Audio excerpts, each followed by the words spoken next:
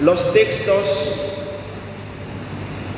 de la liturgia de este día lunes, queridos hermanos y hermanas, nos invitan a no aferrarnos a las realidades terrenales, a no obstinarnos por las cosas del mundo en descuido de la voluntad de Dios en nuestra vida, en descuido de nuestra propia santidad para poder entrar en el reino eterno, para poder recibir los premios eternos. En el Evangelio, como leímos, nuestro Señor Jesucristo ha dado de comer a más de 5.000 personas. Figura en el texto 5.000 hombres, pero en aquel tiempo no se les contaban a las mujeres, tampoco a los niños.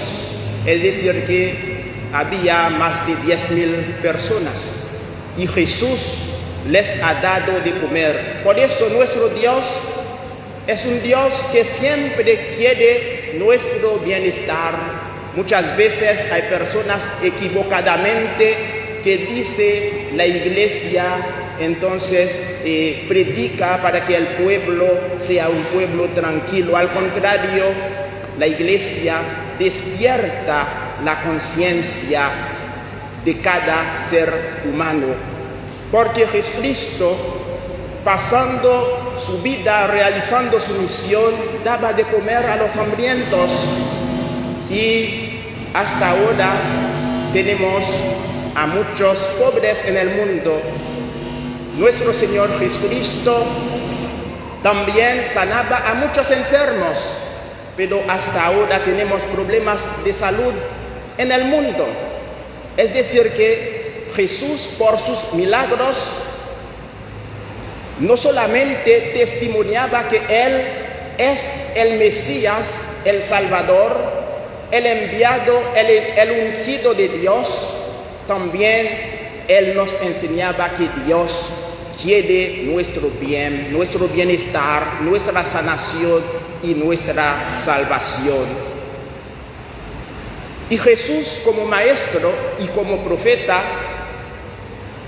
Él tenía que decirle a la gente la verdad. Como leímos en el Evangelio, la gente le buscaba a Jesús al día siguiente para que Jesús les diera de comer hasta saciarse otra vez. La gente se aferraba a las cosas terrenales, al pan terrenal. Jesús les dijo: les aseguro que ustedes me buscan no porque vieron signos, los signos son los milagros, sino porque han comido pan hasta saciarse. Ustedes están buscando cosas materiales, beneficios, intereses personales, intereses terrenales. Los signos, el milagro era para conocerle a Jesús, para reconocer en Él el Mesías. Sin embargo, el pueblo se equivocó y Jesús tenía que decirles la verdad. Muchas veces nosotros también estamos buscando, estamos adorando, estamos dando más lugar en nuestros corazones, en nuestras vidas, a la creación de Dios, a los bienes que Dios ha creado para nosotros, en vez de buscarle al Dios de la creación. Estamos adorando la creación en vez de adorarle al Creador. Es al Creador que tenemos que adorar. Por eso Jesús dijo al pueblo que ustedes se equivocaron, porque este pan también que yo les he dado de comer, eso es una prefiguración, es una manifestación anticipada de la Eucaristía, porque Jesús nos dice, les había dicho a la gente de aquel tiempo y a nosotros, sus discípulos de hoy, trabajen no por el alimento perecedero, no por el alimento terrenal, sino por el que permanece hasta la vida eterna. ¿Y cuál es este alimento?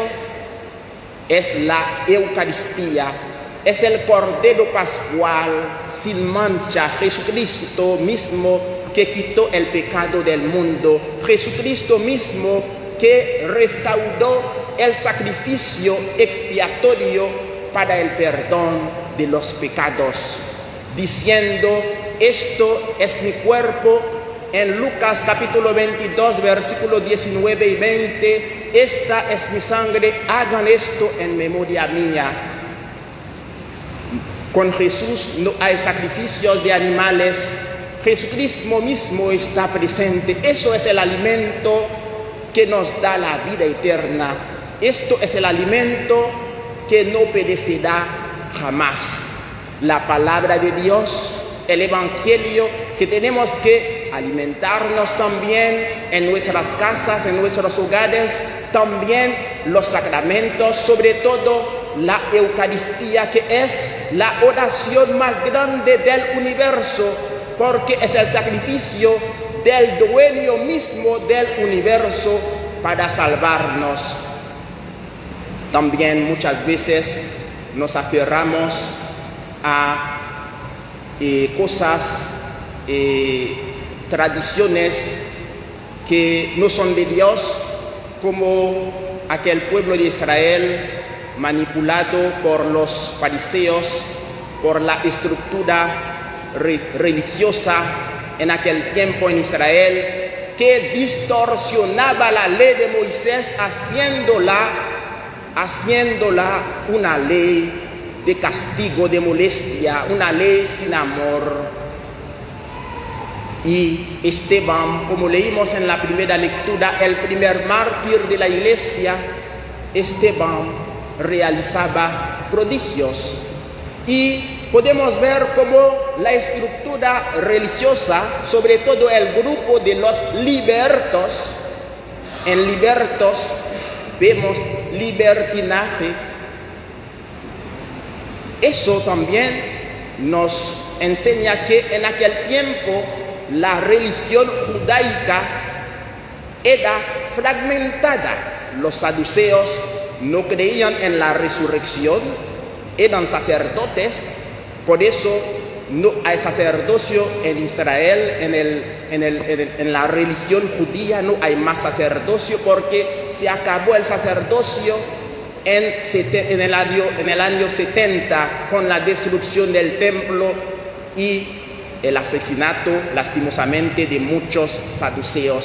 Ahora son los fariseos que guían a la religión judaica por la escuela de Hillel.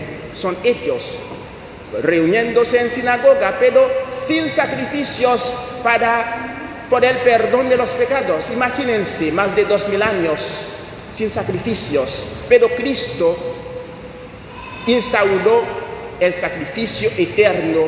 Él es Él mismo el sacrificio eterno.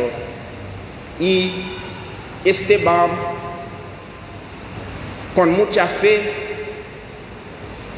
a pesar de la conspiración, como vimos en la primera lectura, la conspiración de toda esta clase religiosa, fariseos, que manipulaban la ley, libertinaje, y los herodianos que mezclaban política y religión, los celotes que eran revolucionarios. Era una iglesia fragmentada, pero Jesús restauró la iglesia, el pueblo de Dios, que es el nuevo pueblo de Dios, que es la iglesia. Y en la primera lectura, esta gente conspiró contra Esteban, diciendo: este hombre no hace otra cosa que hablar contra este lugar santo, pero nunca habló contra este lugar santo. Manipulaban a personas contra él para matarlo. Y contra la ley no. Jesús es el cumplimiento de la ley y de los profetas.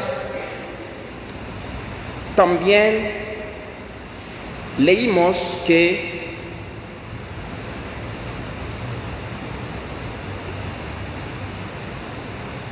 ellos dijeron: nosotros le hemos oído decir que Jesús de Nazaret destruirá este lugar y cambiará las costumbres que nos ha transmitido Moisés.